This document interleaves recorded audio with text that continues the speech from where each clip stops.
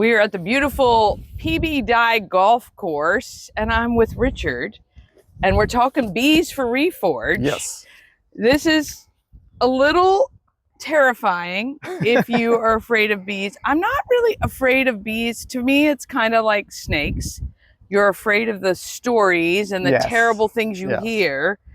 But right here, it is very calming. They're focused on what they're doing. They don't care about us right now. Yep, exactly. Yeah, well, I love this. So you started getting into bees, you said about a year or two ago? I've actually been into bees about 3.5 years ago. 3.5 years. Yes. And we've all heard how important bees are to nature and to the survival of a lot of our stuff. What was it about a bee and the hives and keeping of the bees that it interested you? It's just, you have to be calm. You have to understand the bees and everything. Yeah.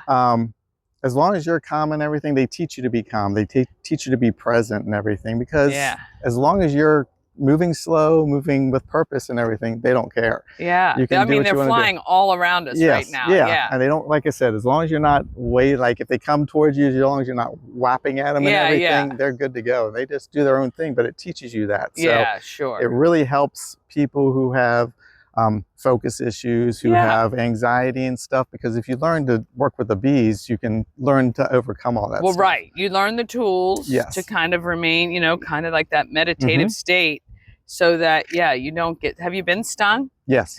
Several times, been stung in the face, stung in the arms, stung in the legs. Yes. Great. They've chased me across my yard and everything, but it's just those things. Now, you will get hives. We're lucky on these hives right now because they're pretty calm hives, and that's based on genetics, but you will get some that are kind of angry at you. Yeah, I guess it's like kids. Yeah, exactly. Sometimes kids are really calm and great, and otherwise not. It's really beautiful over here. Now, is this more decorative with the plants? This is decorative. They'll pull a little bit of pollen off of this, but most bees, when they go and they forage, they'll actually go out about 400 yards before they even start to look to forage. So they don't really forage right around. So they don't do that in their So own you'll space. see some that are on the flowers and everything, but mostly this is just to make sure, since we are at the golf course, we wanted to make it look nice and everything, so as people are watching it, let them know and everything. I love this. Now, you were telling me one of the boxes is called a nuke. Yeah, so it's a smaller, it's a 5-frame box. These are 10-frame boxes. Yeah. The nukes are and what it is, so you can buy bees different ways. You can get them in a package, or you can get them as a nuke. And a package is just, you have a whole clump of bees with a queen in there, and you dump them out into a hive. A nuke already has 5 frames, so it already has a laying queen. You know the queen is good. It has honey and everything, so you put it in there, add some extra frames, and they just start building from there. Yeah. So. Now, we talked with Mitch at Reforge, and one of the things I love about Reforge, it's about finding what works for each individual. So it's not a program where they're trying to fit you into something else. Correct. So, and I was asking you, are there people who were afraid of bees before starting this program that now have an appreciation for them and what they can provide? Yes. Yeah. Yep. And like even Katie and Mitch, when they first started, they're a little worried about the bees and everything, but even them, they're great now with the bees. They come and help me and everything, so they've gotten used to them and understand them a little bit, and so that's what's really important. So what kind of upkeep does this take? I normally do quick inspections like every week, so I'll check with them every week, and I might just do like an inspection, seeing we have lots of activity on the outside of the hives. They're really busy, they're doing good. If you look a little bit closer, you can see some bees in that look like they have like big puffy pants on and everything. That's them bringing pollen. So you know that they're doing good. They're foraging really well. Yeah. They have good.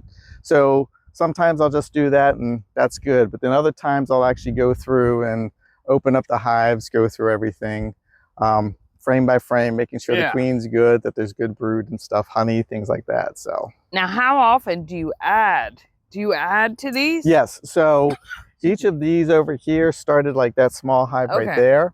And then what happens is they start to fill up the frame. Bees are funny. If they start running out of space, they're going to swarm looking for. So what you do is you add more boxes, so that'll help bring up they'll have more space. They'll just keep on proliferating inside that hive. but really their instinct is to get to the point where they swarm. That's how they Yeah. propagate the species. So, Okay. so they are going to swarm at some point. So Now, how often do you take the honey out? right now, the top box on that one and the top box on that one, you'll see where this thing right here, this is called a queen excluder. Yeah. So everything up in here and on that one over there is honey. Okay. They're making honey. So I looked at it on Sunday, and that box is pretty much probably about 50%, 60% full. This one's about 40% full. So I'll let the frames get full of honey, and then I'll pull them out and put a new frame in so they keep going. Okay, so, awesome. yeah.